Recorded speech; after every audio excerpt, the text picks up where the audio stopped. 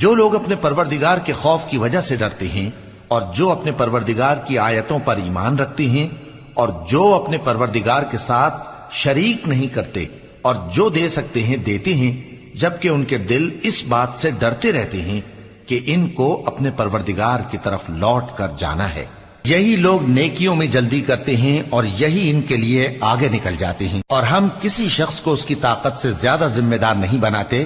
اور ہمارے پاس ایک کتاب ہے